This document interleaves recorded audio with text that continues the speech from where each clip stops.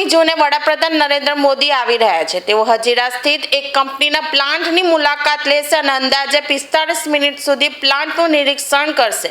ત્યારબાદ વડાપ્રધાન ગોડો રોડ સ્થિત ઇન્ડોર સ્ટેડિયમ ખાતે આયોજિત ભવ્ય કાર્યક્રમમાં હાજરી આપશે।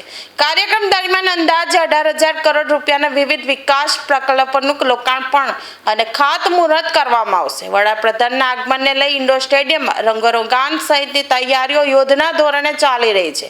શહેર પોલીસ, પાલિકા, જિલ્લા વહીવટી તંત્ર અને ભાજપ સંગઠન દ્વારા સુરક્ષા અને વ્યવસ્થાને લઈ સતત બેઠકનો દોર પણ શરૂ કરવામાં આવ્યો છે। માનનીય પ્રધાનમંત્રીશ્રીનું સુરતની ધરતી પર ફરી એક વખત આગમન થઈ રહ્યું છે અને તેમના આગમનને લઈને ખૂબ જ ઉત્સાહ જોવા મળી રહ્યો છે। સૌપ્રથમ તો માનનીય પ્રધાનમંત્રીશ્રીની જે મુલાકાત છે તેનું એક ખાલી નાનું વિવરણ આપીશ। માનનીય પ્રધાનમંત્રીશ્રી 5 જૂન 2026ના રોજ બપોરે 2 વાગે સુરત એરપોર્ટ ખાતે આવશે અને સૌપ્રથમ એમની જે મુલાકાત છે તે હજીરા ખાતે એક પ્લાન્ટમાં થવાની છે। એમાં લગભગ 45 મિનિટ સુધી એ પ્લાન્ટની મુલાકાત કરશે। એ મુલાકાત બાદ માનનીય પ્રધાનમંત્રીશ્રી એક જાહેર સભાને સંબોધન કરવા માટે ઇન્ડોર સ્ટેડિયમ ખાતે પધારવાના છે અને તે 4:15 થી 5:15 સુધી એટલે કે 1 કલાકનો એક કાર્યક્રમ યોજાશે।